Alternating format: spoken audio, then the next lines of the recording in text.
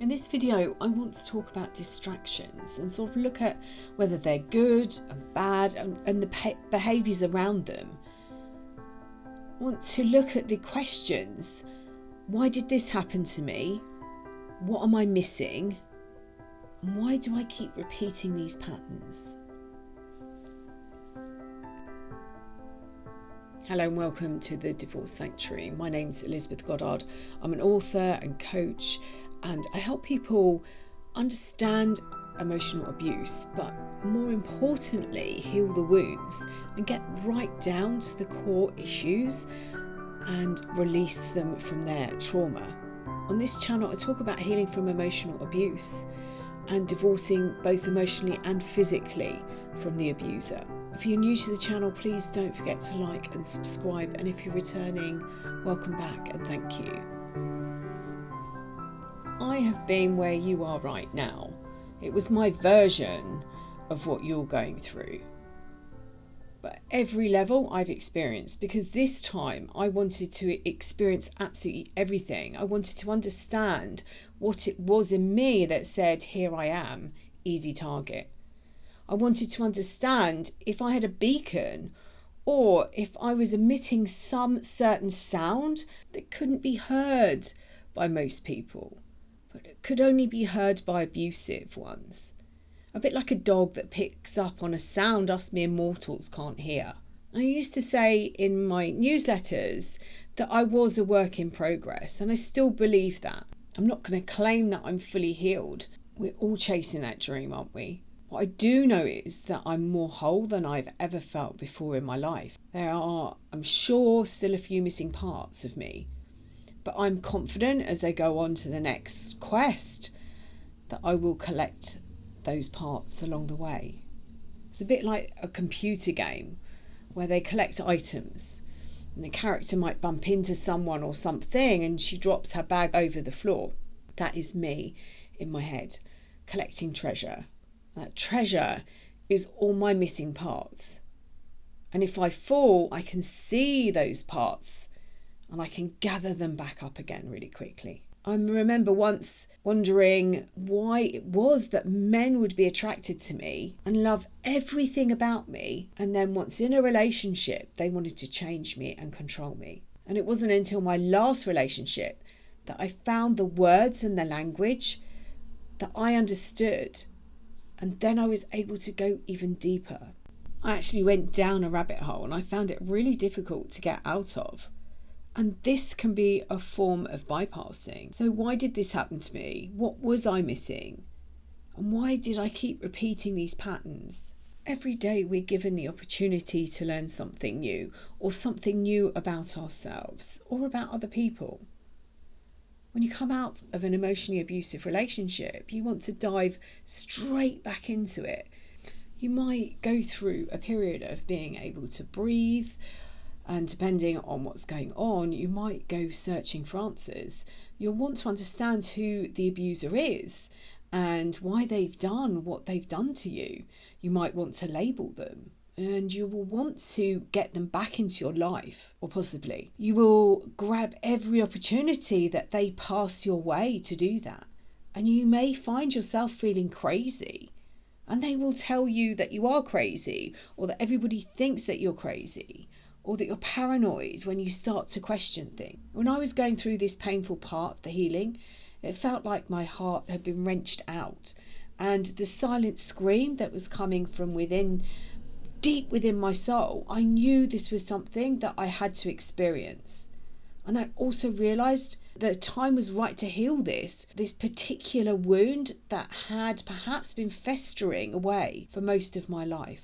I realised not to experience it would be burying it, or like sticking a plaster over a wound, or plastering over cracks and painting over the area, hoping that nothing more sinister is going on with the foundations.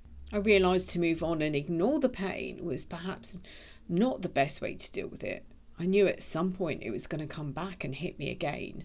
It would be like a ticking bomb, and I would never know when that was going to happen. I realised that I didn't have to experience it fully. I could distract myself and move on to a new partner or jump into bed with a new partner. I knew I could numb the pain through alcohol or drugs or prescription drugs, even food. I realised I could be busy. I could involve myself in projects or charity work or other areas.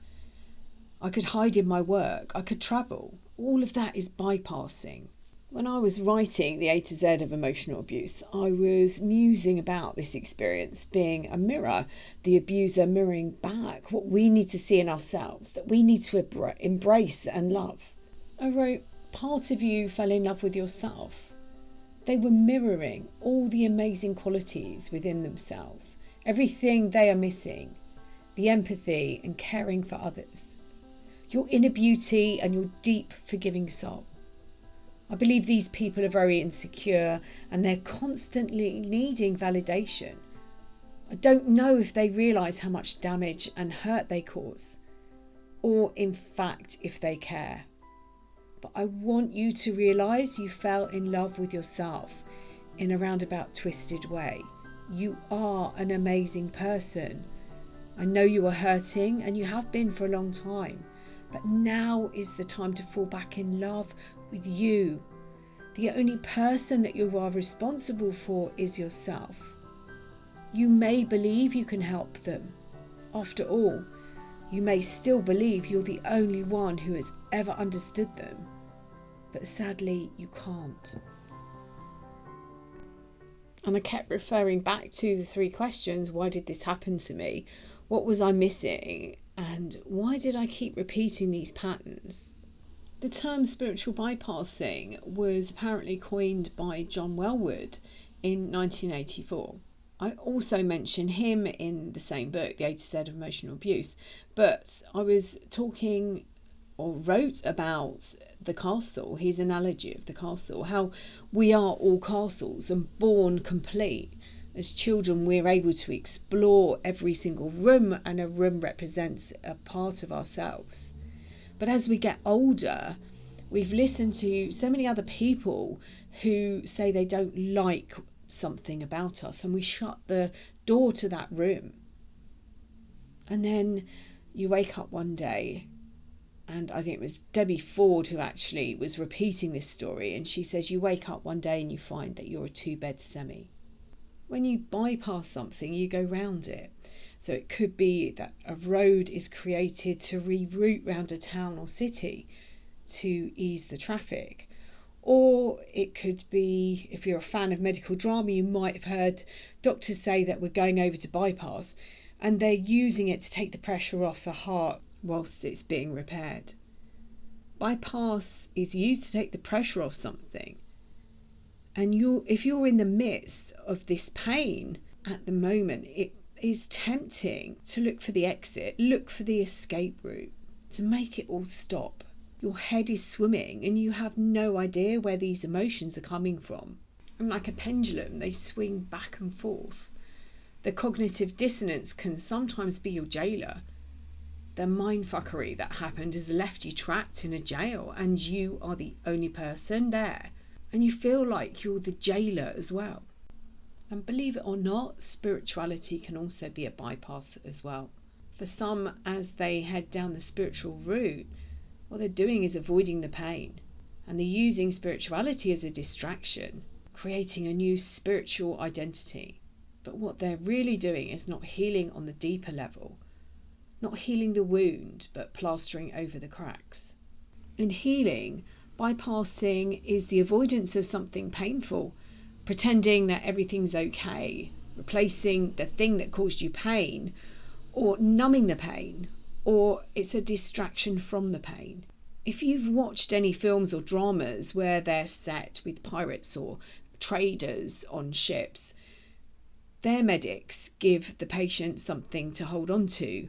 They pour rum down their throats. They put something in their mouths to bite before they chop off a limb or cut someone open. Alcohol is used to numb the pain. When you bypass the pain, you're not understanding what is actually going on, what's really going on in your body. However, that isn't to be mistaken with the spiritual awakening that can come out of an emotionally abusive relationship. And this is a fine line, and I hope I can explain this. Some people will embrace the awakening, which then brings forward the healing. It is understanding where the pain is coming from and tracing it back and understanding what caused it. Not just this relationship, but others. Spirituality is messy, and this journey could take you to places that you never imagined. It isn't wearing long flowing skirts and waving smudge sticks about. It's going inside and discovering who you are and what wounds you have and where they came from. It isn't about surrounding yourself with crystals and expecting the healing to happen. You may find working with crystals is beneficial to your healing, but you still need to do some work yourself. They will be beneficial if you're placing them around your home or the space, but that doesn't address where the wounds come from. Tapping out an emotion that's holding you back or that's causing you emotional pain is going to help, but you also need to understand where it originates from and where you're holding it.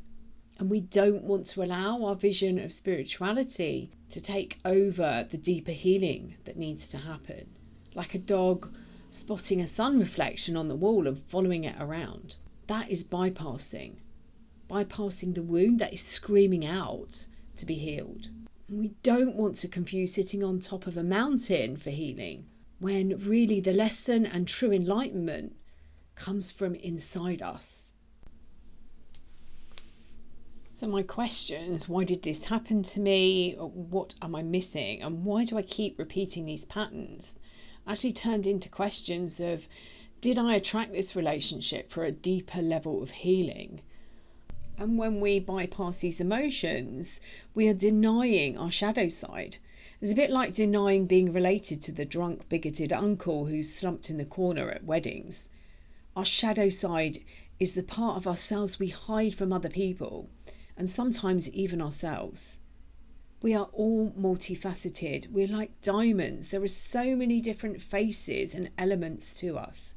Bypassing could also stop you healing your wounds of shame, guilt, and abandonment. Personally, I believe real healing comes from experiencing these emotions that are held in the body, finding and healing the wounds and releasing the trauma that's been held in the body for years, possibly even decades. By bypassing your pain, you avoid these emotions. You never escape them. It's like holding a ball underwater. Eventually it comes up. It's too difficult to hold down and it bursts back up, possibly hitting you in the face. Keep asking yourself, why did this happen to me? What am I missing? Why do I keep repeating these patterns? And if I'm perfectly honest, spirituality is not pretty. Spirituality is a disruptor, healing us on all sorts of levels. Bypassing your emotions is denying yourself freedom. We are all a bunch of chemicals and we respond and react in different ways. Meditating might get you through a tough time. Going out and having a few drinks with friends may lift your spirits. Dating or having sex might allow you to forget for a while. They're a distraction and they can stop the constant thought process and your emotions spiraling out of control. But they are a distraction. They just mask the pain. The really spiritual thing to do is to sit with the emotion, listen to the voices. It might feel like your life is burning to the ground and you may never recover, but you will rise again, like the phoenix rises from the ashes. If you're asking the question, why do I keep repeating these patterns? Ask yourself another question. Have I been looking outside of myself and ignoring these voices? If going deeper is something that you'd like to do, you can book a session. I'll put the details to my website in the description box below. You have been given this unique opportunity so that you can heal some really deep wounds. And please start looking at ways that you can do that. Stop asking, why did this happen to me? What am I missing? And why do I keep repeating these patterns? And start looking at ways that you can do that yourself, that you can stop the pain and turn your life around. I hope you found this useful. If you'd like to find out more ways of working with me, I'll put the link to my website in the description box below, along with the links to both my books, Finding Lily and The A to Z of Emotional Abuse. I also have 2 free workbooks, Self-Care is Vital and Turn Broken into Your Superpower, and I'll put the links below as well. Please don't forget to like and subscribe, and I'm sending you loads and loads and loads of love on your healing journey.